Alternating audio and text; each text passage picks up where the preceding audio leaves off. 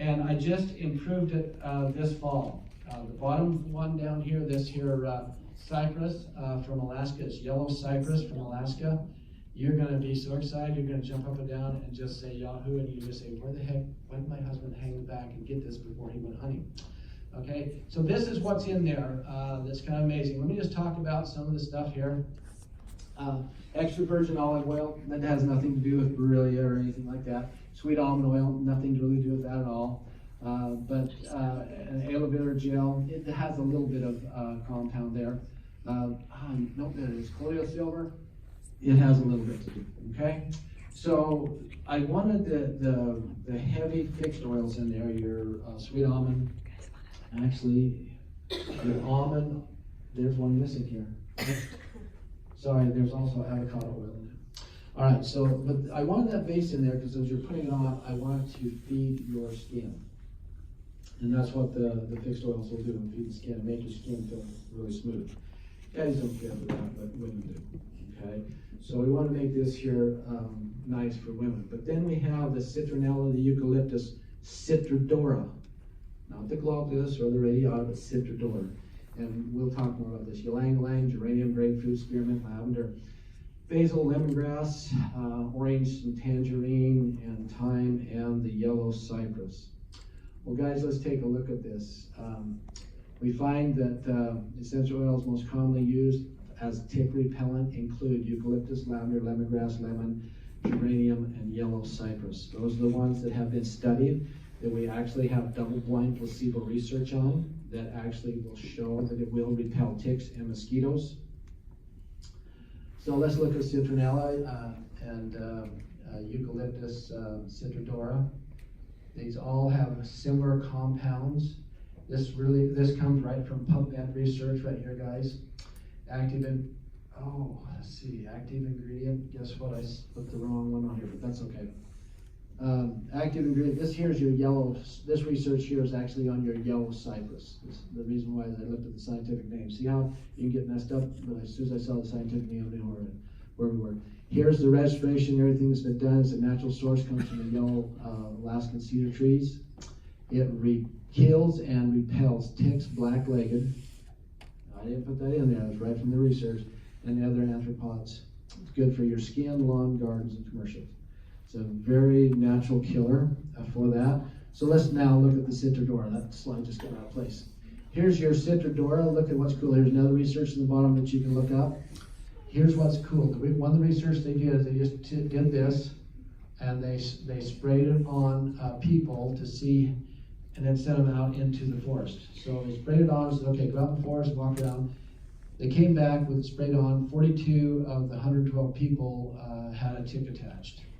Then they did it without the spray, and they had 112 reported attached. So there's quite a reduction in attachment of ticks just with spraying this on. So you've got over a 50% reduction just by spraying this on to stop a tick from getting attached. Here's one research that suggests, this was produced in May 2018, that the use 30% lemon eucalyptus oil in preparations is effective as DEETs in taking care of mosquitoes and ticks. Some people added a teaspoon of vanilla with it to further repel the ticks. Lavender is an all-purpose insect repellent. In studies, lavender performed well on both ticks, deterrent, as well as method of preventing the tick eggs from hatching. I was just talking to someone last night, and they said a young boy had a tick attached to it, and on the tick was a whole cluster of eggs. So lavender right there. It's safe on all ages. It's great for babies. It's good for your pets. Again, don't use fragrant lavender or adulterated oils. Use topically on your body or on clothing or camping gears or rugs. Lemongrass is considered a natural tick repellent. It is safe to use with soap, shampoos, and lotions. You can apply it directly on your skin, but you want to mix it with a carrier because it has a little bit of a dermal sensitivity to it. Geranium, this is a great one here. It is very excellent in repelling ticks, but it also has antiseptic and anti-inflammatory properties. Great for your pets. You can put it on the collar of your pet when you go out. Now, one word of caution with geranium. Our geranium is Pelargonium graveolens roseum. And so if you're having a barbecue and you have a pesky neighbor that's coming over and crashing your barbecue, go ahead and put some geranium on him because it also attracts bees. And so they will leave really quick. Okay, here, sorry guys, just that Utah humor, you know. All right, so yellow cypress, guys, this is the kick in the pants. I tell you what, oil is toxic to ticks. It makes a great repellent. It is safe for people and pets. It kills ticks in 5 different ways. Death by dehydration. So if they crawl on you and bite you, they die. It neutralizes the body fluids, the encapsulation and the emulsification of their body fats. It prevents them from breathing, so they suffocate. It interferes with their metabolic process and their feeding, and it just dissolves the larva also. This yellow cypress is unbelievable what it'll do. What I want to do was put all of these things in one place for you, and that's what I did. Now, I've done my own personal test with this summer. It was kind of fun. We went into the backcountry of Idaho where we have spotty Rocky Mountain fever. Basically, lice, okay? And so I sprayed it on, mosquitoes were gone, no ticks, was doing great. Last day I was in camp, I thought, well, we gotta test it to see what's going on. So we camped in a place in Idaho where there's natural hot water, so I went and bathed, washed all my clothes, hiked out 10 miles, got home, and I had a tick attached. I was in there for a week, no ticks attached, checked every day, didn't use it, and when I got home I had a tick attached. So it works very well. It's kind of fun because I put a little oregano on his bum. You can use oregano or lemongrass, but I put a little oregano and a Q-tip on the tick's bum. He backed right out of there. It was awesome. He said, none of that stuff.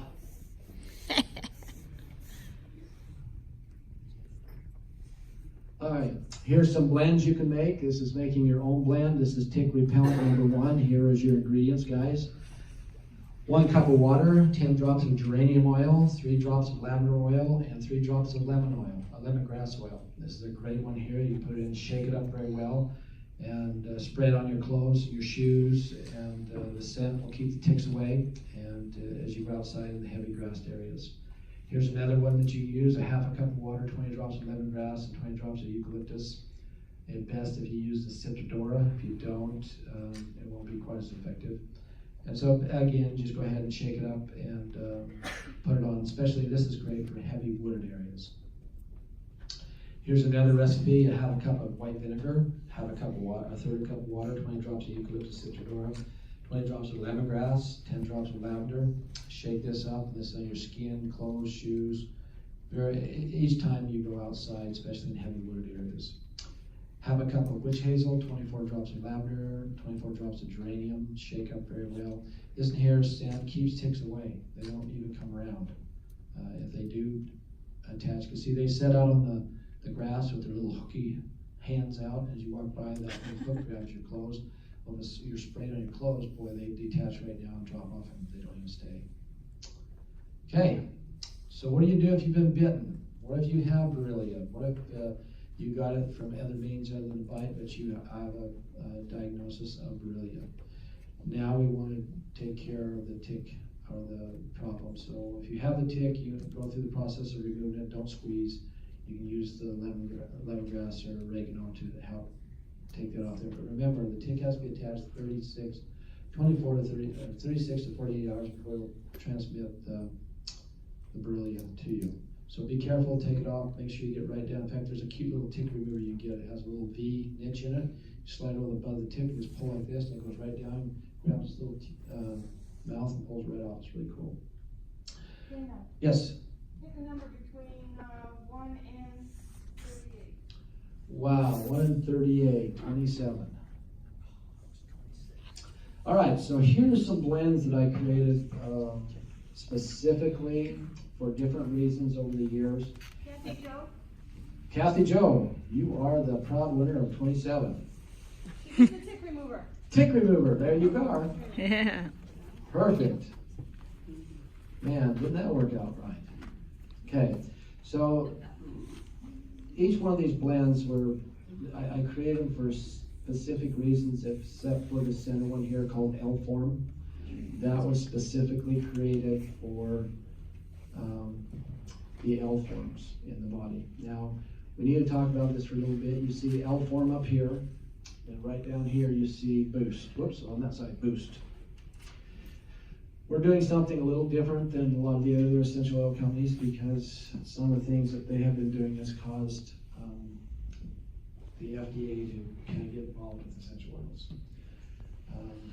In the past 3 years, there's been 14 new regulations come down from the FDA on essential oils because of some of the things that some of these other companies have done. They're constantly in the news getting reprimanded by the FDA, and so now the FDA says, oh, no, there's a problem, let's put some regulations down.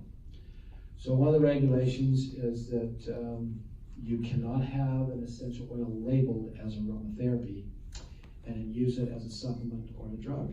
And that's what these other companies are doing. They've got one label, and they say, you can use this internally.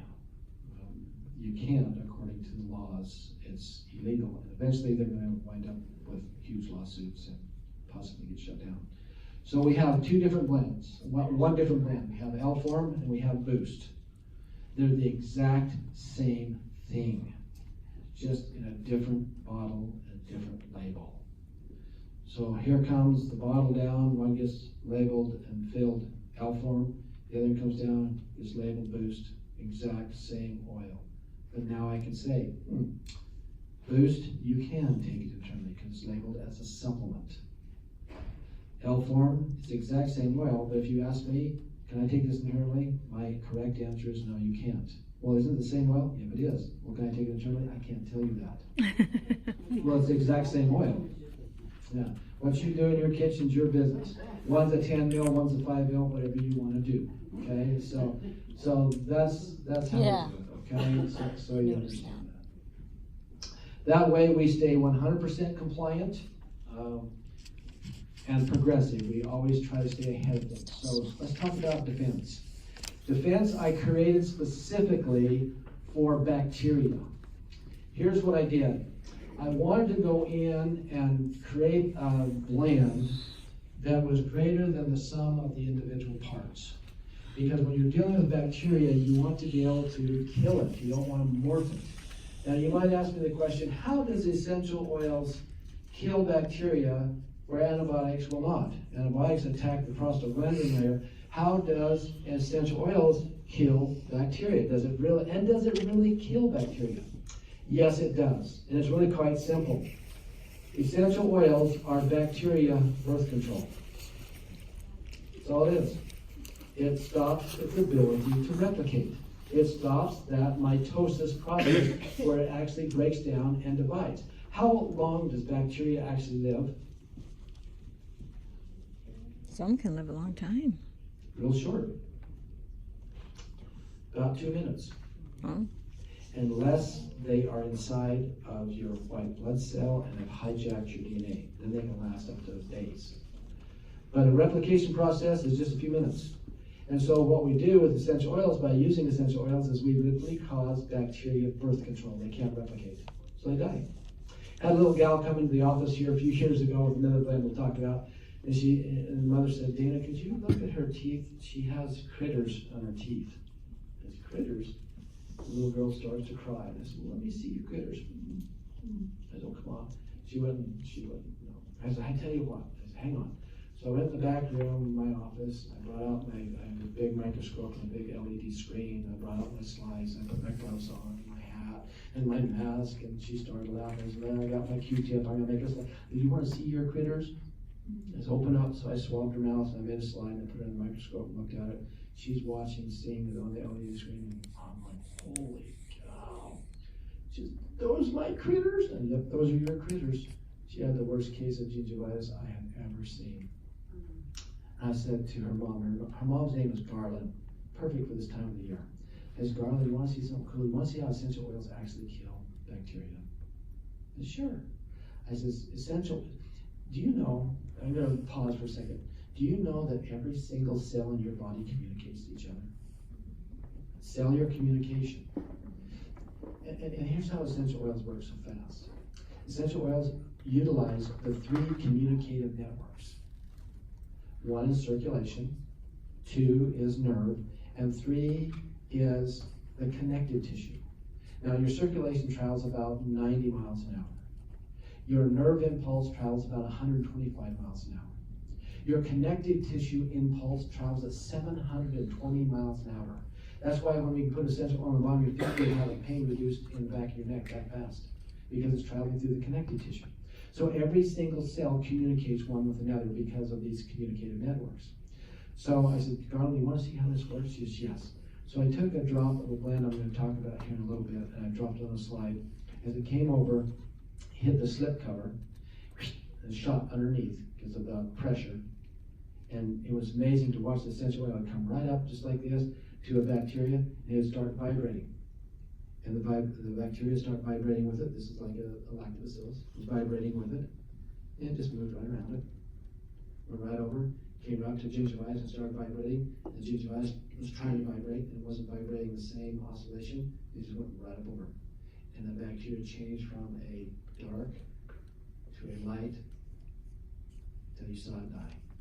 Literally came and communicated, went around the good bacteria, and it wiped out all the bad bacteria. Cellular communication, absolutely phenomenal. So we'll talk about which blend that is, because it was one. So this blend here, when I put a blend together, I wanted to get all of the strongest antibacterial oils. Now there was a list that had been done by several researchers. They tested over 90 different essential oils for their ability to attack bacteria. I got that list from the research, and I looked at it, oh man, let's put together 90 essential oils. No, that's crazy. Each essential oil has anywhere from 200 to 16,000 different compounds. So now you're dealing with a chemical, statistical nightmare. Some things play good together, some things do not play good together. And there are several companies out there that blend essential oils, and I'm the only one that blends this way. Because of my medical background, when I went to blending school with Dr. Belknap and whatnot, they talked about blending by chemical constituents and blending by perfumery notes. I do not blend by perfumery notes, because when you get done, what do you have? Something that smells good, but what the heck is it? And does it work harmoniously together? So all the classes you take on blending essential oils, it's always done with high notes, low notes, and medium notes. That's fine if you want to just have perfume. But if you want something specifically that will target and go after it, you need to blend by chemical compounds. So it takes me months, literally months, to create a blend, because I'll take all the research that I can find on my target. My target was bacteria. And then I list all the essential oils that was in the research that showed effectiveness against bacteria and multiple strains of bacteria, so we get the widest and the most control. And then I list all their chemical compounds. So I have my office, I painted the walls with that stuff that you use for erasable markers. Yeah, it's not the chalk, but for the whiteboard. Yeah, and so my whole office is nothing but a whiteboard, and so that's how I list everything. And I go up and I'll list and I'll work on it for months, getting all the chemical compounds where they need to be. And then I've had people say, well, Dana, can't someone come up and rip off your blend and just blend it the same way? No, they can't, because I don't blend by the order that you see on the list. I have to legally put on the label the order by percentages in order. But that's not how I blend. And if you blend that way, you have a problem. Here's why. I've worked with several different companies over the years, and that's why I started my own company. The first company I worked with, I saw things they're doing, and I talked to them about it, and they said, that's how we do it. If you don't like it, leave. Okay, so I left. So I went to another company, and for 2 to 5 years, that's about how it works. They came to me and they said, hey, we need to cut our overhead expenses. Can you give us the oils cheaper? I can't. You're getting up my cost. Well, can't you dilute them? No, I won't. Well, if you won't dilute them, we'll go somewhere else. So I signed my resignation and walk out. 4 times I've done that. Finally, I started my own company because no one wanted to have a pure essential oil. Well, here's what this all transpired to be. Is I've had these companies take and do a chromatogram on my oils to try to duplicate the blends because they were so effective. One company wound up in a lawsuit because people wound up in the emergency room. You change the order, you change the way it works in your body. So if you take a look at out of this list of oils right here, out of this list of oils, which one do you think has the most power against bacteria? You're right. Clove oil is the most powerful. It's way down on the list. Why didn't I put it up top? Because I don't use as much. But it's super powerful. But if it was the number one ingredient, I would take your skin right off you. Okay? And so it has to be there. And so it might be down here percentage-wise, but that's not where it lands when I add it to the blend. Now, I will say this, on every blend that I have, that number one oil that you see up there is the most. Okay, just so you know, it is the most in each of the blends, okay? So I started with nutmeg. Oh, nutmeg is amazing. It is absolutely amazing. It's another one of those awesome oils that is great for women that can't get their contractions to happen. It'll make it happen, okay? All right, but if you're not having a baby, it's no big deal. So anyway, I start with nutmeg. It actually was effective against about 37 different bacteriums. Very effective. So that's why I wanted to have that as my number one. And then I start adding the other essential oils to it. Thyme oil was effective against 90 different bacteriums. Ravensara. This is Ravensara aromatica, not Ravensara. Totally different. Totally different. A lot of people get confused now. Rosemary Cineol 1,8 is the chemotype. That was effective against 92 different bacterias. Rosalina is a tea tree. See, remember I said there's 200 different tea trees? Well, Rosalina is one of the tea trees. Eucalyptus radiata. This is the one that you can use on children undiluted and you won't have a respiratory collapse. But it is probably one of the most amazing, effective to go after your gram-positive bacteria that are non-anaerobic. Clove oil, unbelievable. It's just pine oil. Now, some of these oils are supporting oils to the bacteria. Usually when you have a bacteria invasion, what happens to inflammation in your body? Shoots off the chart. Pine oil, Pinus sylvestris, is a super strong anti-inflammatory action. And so when we're creating a blend, we're not just creating a blend just for kicks and giggles. We're creating a blend that's going to do something, that's going to make a difference. And so that's what the defense blend is for. It is our first line of defense to really get in there and go after bacteria. I'll pull this all together for you in just a little bit here, guys. It's important we kind of go through each of these blends and talk about them because it's really important. Our next one is Guardian. Now, if you remember on that chart that I put together from Dr. Batman's research with your virus-like, your bacteria, your fungus, remember that flow chart? Guardian. Now we're back to the fungus. I wanted to have a blend that would target fungus. Now, here's your not homework, but here is your testing of your high school biology. Okay? Is a fungus a plant or an animal? No. Neither? You're right. You guys are awesome. You're really smart guys. I'm just really proud of you, all of you. No, it's neither. And how do they categorize that? How does an animal feed? Chomp, chomp, chomp with a mouth. Fungus don't do that. They don't have a mouth. So how does a plant feed? Through the roots. Fungus don't have roots. That's why they classified as a species all on their own. They are an absorption feeder. They have to live in the host. They excrete a substance that digests the cell, and then they suck up the nutrients from that digested cell. So they're kind of an interesting thing. If we didn't have fungus, we'd be up to waist put around our neck. That's how fungus has one job and one job only: to return organic matter back to the earth. That's its job. That's it. That is total job. That's why when you have a yeast overgrowth, guess what it's trying to do? Digest you and return you back to the earth. Okay? It's really serious. Okay? So let's take a look here. Cinnamon, black cumin, frankincense, ravensara, dill, thyme, rosemary, geranium.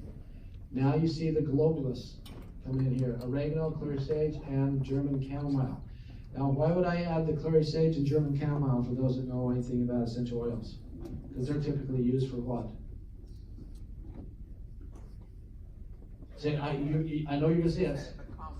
They're calming. There's another action. Clary sage, chamomile, hormones.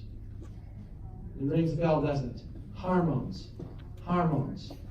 Every single time there is a fungal infection, you're going to find hormonal disturbances because that bacterial infection are endocrine disruptors. Guys, we could spend 3 hours. Endocrine disruptors. Microchip, badly. Endocrine disruptors. Endocrine disruptors are lethal to the body because they change the DNA. In fact, some of you probably heard some of the research done on tea tree and lavender, that young boys using tea tree and lavender will have breast growth and will grow boobs. Have you heard that research? They're telling you to stay away from it. Guess what? It was synthetic lavender and tea tree. Endocrine disruptors. When children are using essential oils that have been adulterated, or I should say mothers that are pregnant and are using essential oils that are adulterated, they are actually giving birth to children, female children with no vaginal opening and male children with no penis. Right. Because of the endocrine disruptors. Guys, we could spend a whole day. Would you like to hear that lecture? Yeah. Yeah, we could spend a whole day on just that alone and what that's doing. Well, Borrelia is also an endocrine disruptor and messes with your hormones. I hope with this information, with what you've heard today, a lot of those pieces of the puzzle that's been out here like this for you is starting to come together and make total sense. Because if we don't attack this with everything we have, it will get beyond the ability to control. Okay? And so that's what it is. Alright, so guys, let's see if there's anything else I want to say here. Oregano. Guys, our oregano, I want to caution you with. Please, oh, look at you. Look at that spare part right there. Give him a round of applause. Yeah. Now, our oregano, if you have other companies' oregano, you can try this to test purity if you want.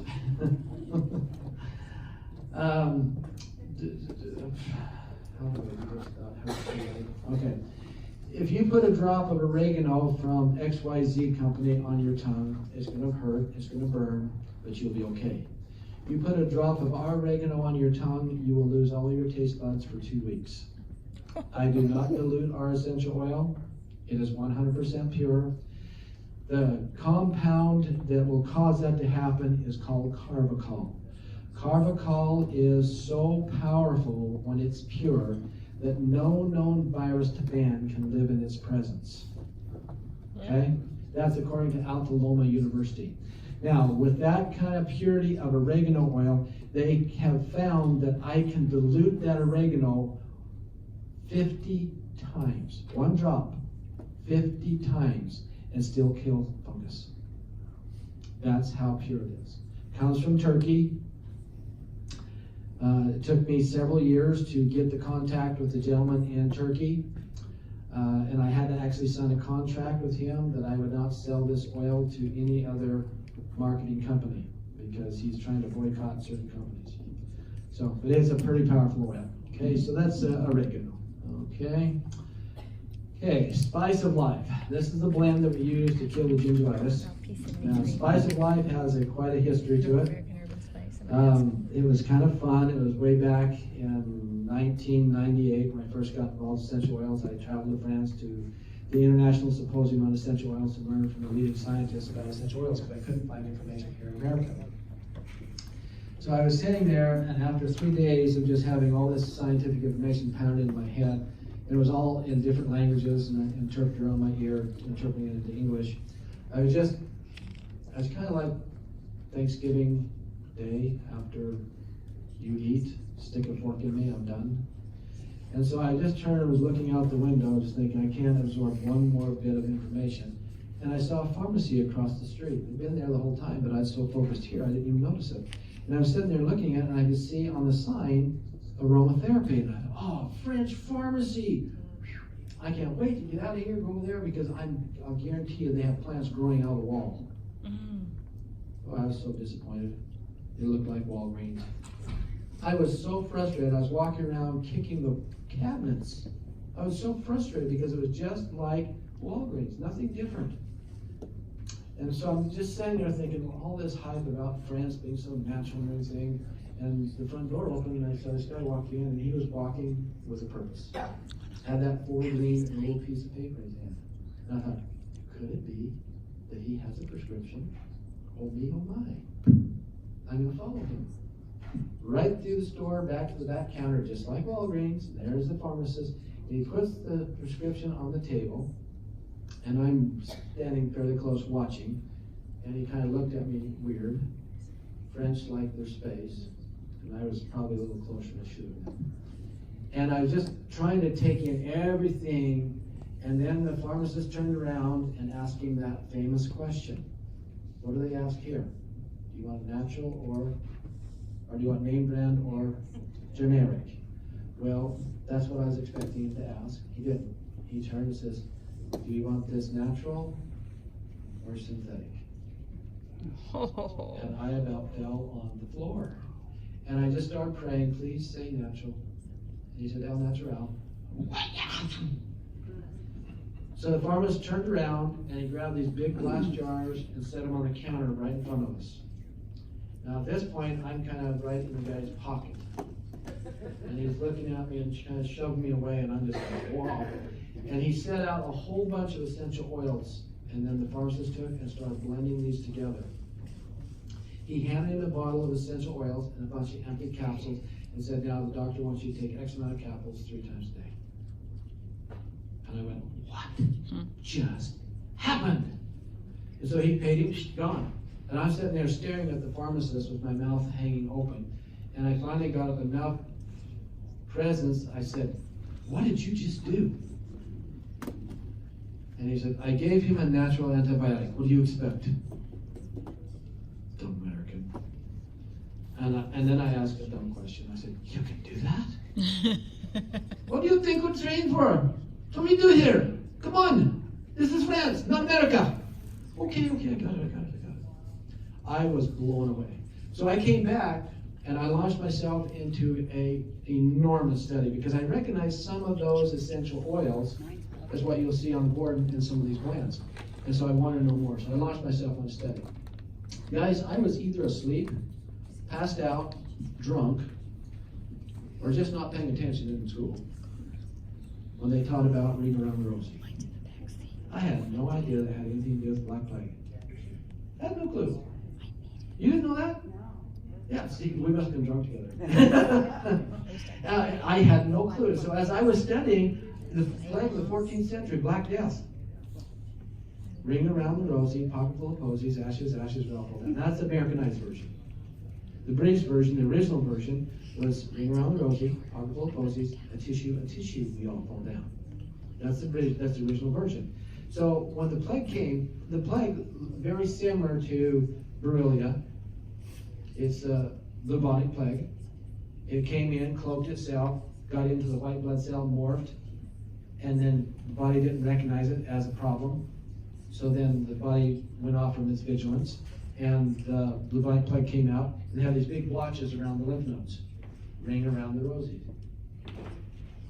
They believed it was done by evil spirits, so they put posies in their pockets, pocket full of posies to ward off the evil spirits. A tissue is the British version. What that meant was pneumonia always followed the plague. So they were coughing and wheezing and needed the tissue. Tissue, we all fall down. The Americanized version was ashes, we all fall down. How did they dispose of the bodies? They burned them. Ashes, we all. Isn't that something? And I've actually found drawings of this. I found the original lyrics. I found it in the English Royal Archives.